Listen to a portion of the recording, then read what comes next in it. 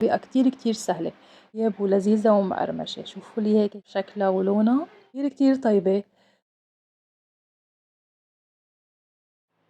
أحيانا الواحد بيجي على باله ياكل أكلة شتوية بس بالصيف، وأنا هاد اللي صار معي. إجا على بالي حضّر لقمة القاضي أو اللي هي اللقيمات أو اللي بيسموها بسوريا العوّامة، وهون بمصر بسموها تسميتين، أحيانًا باسمعهم بيقولوا لها زلابية وأحيانًا بيسموها بقلاوة. وأنتم شو بتسموها عندكم ببلدكن؟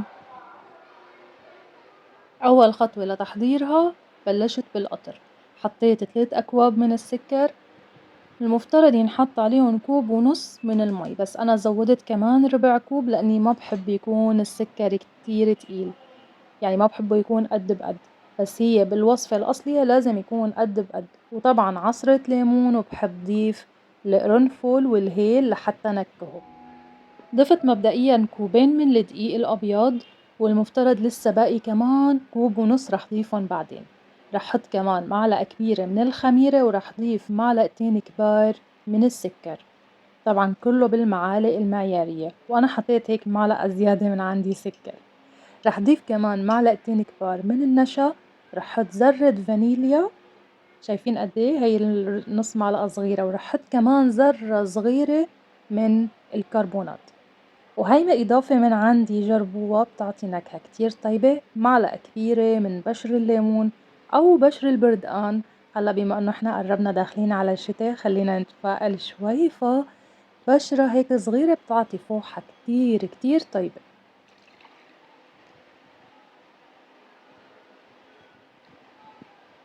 ضفت المي الدافية للمكونات الجافة، ورح حط كمان معلقتين كبار من الزيت النباتي.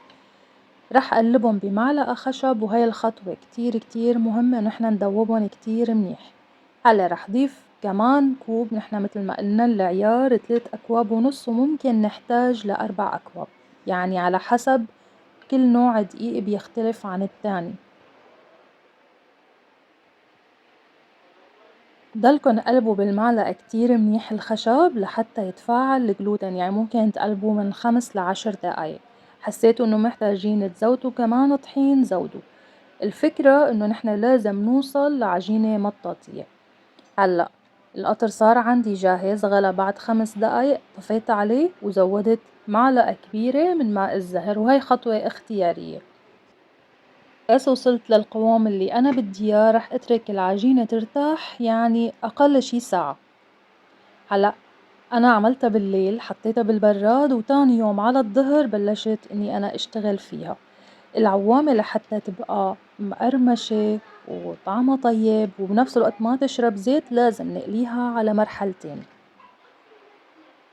وهي أفضل طريقة لحتى انتو تشكلوا فيها. يمكن هي تكون تقليدية وفي طرق جديدة ومستحدثة، بس هي الطريقة كتير سهلة. تمسحوا ايدكم بالزيت وبعدين بتبلشوا انه انتو بتمسكوا هيك العجينة بهاي الطريقة، وبمعلقة صغيرة بهالطريقة بتبلشوا انه انتو تقطعوها. وكمان المعلقة الصغيرة بعملها دهنة بالزيت لحتى يصير العجينة سهل كتير تتحرر منها وتروح نازلة بالزيت. حرارة الزيت ما لازم تكون حامية لدرجة شديدة ولا قليلة، يعني خلينا بالوسط، وتحكموا بالحجم متل ما انتو بتحبوا. وطبعا ناخد بالنا انه نحنا العجينة رح تخمر، يعني حجمها رح يتضاعف. ولما منطلع الكرات من الزيت لازم نحطهم بمصفاية ويصفوا من الزيت كتير منيح.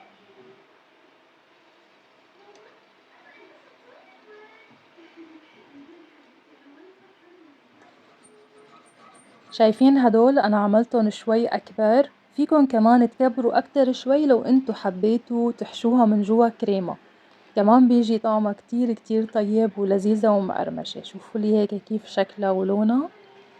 عن جد دايما اللي معمول بالبيت بيكسب أكتر بكتير. طبعا بعد ما بردت تماما وأنا مصفيتها من الزيت، هلا رح ارجع حطها مرة تانية بالزيت لحتى أوصل لدرجة اللون اللي أنا بدي إياها.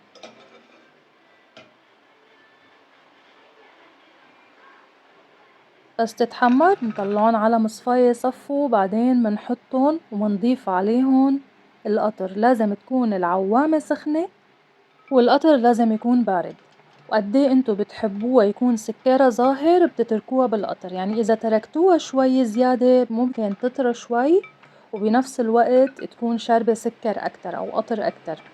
بتحبوا يكون سكرها خفيف ومقرمشة، فمجرد هيك تحطوها شوي تقلبوها وتطلعوها على صحن التقديم. زينوها متل ما بتحبوا. أنا حطيت رشة جوز هند، تقدروا تحطوا كمان رشة فستق حلبي إذا متوافر عندكن. بيجي طعمها كتير كتير طيب، وبظن إنه هي كتير سهلة وما شاء الله هذا العيار اللي قلتلكن عليه بيعملكن كمية لكل العيلة.